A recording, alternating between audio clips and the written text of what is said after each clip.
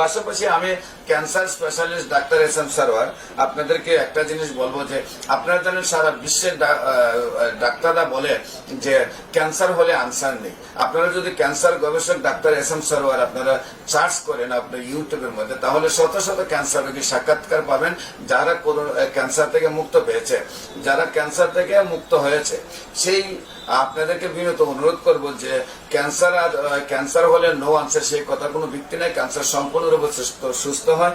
এবং আপনারা জানেন আমাদের মাননীয় প্রধানমন্ত্রীর খুব কাছের লোক ব্যারিস্টার সুমন, যিনি আন্তর্জাতিক বিচার ট্রাইব্যুনালের 5 জনের একজন ছিলেন, উনার চাচি ক্যান্সার ছিল, ইন্ডিয়া বাংলাদেশে চিকিৎসা করার পর সুস্থ হন নাই, ডাক্তারের ফেরত দেওয়ার পরে আমি চিকিৎসা করেছি, আল্লাহর অশেষ রহমতে উনিও সুন্দরভাবে সুস্থ হয়েছেন।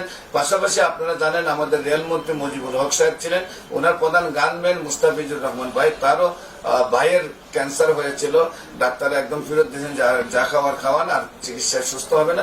আল্লাহর অশেষ রহমতে আমি চিকিৎসা করছি, সম্পূর্ণরূপে সুস্থ হয়েছেন। এবং আপনারা আওয়ামী লীগের সম্মানিত কেন্দ্রীয় নেতা ছিলেন বদরুদ্দোজা নিজাম ভাই, উনিও আমার ক্যান্সার রোগী ছিলেন, আমি চিকিৎসা করছি, সুস্থ হয়েছে। এইভাবে বাংলাদেশের আওয়ামী লীগের সম্মানিত বিশেষ ব্যক্তিরাও আমার চিকিৎসায় সুন্দরভাবে সুস্থ হয়েছেন।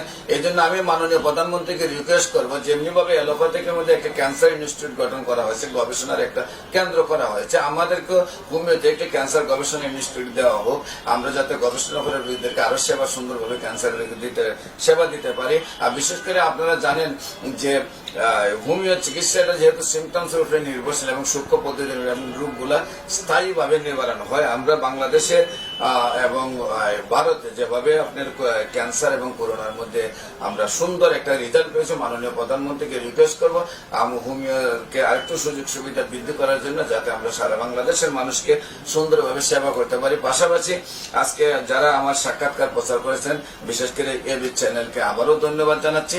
দেশবাসী যারা আমার বক্তব্য শুনে তাদেরকে ধন্যবাদ জানাচ্ছি। পাশাপাশি আজকে যারা স্টুডিওতে কথা বলছেন তাদেরকেও ধন্যবাদ জানিয়ে আমার বক্তব্য এখানে শেষ করছি। আসসালামু আলাইকুম ওয়া রাহমাতুল্লাহি ওয়া বারাকাতুহু।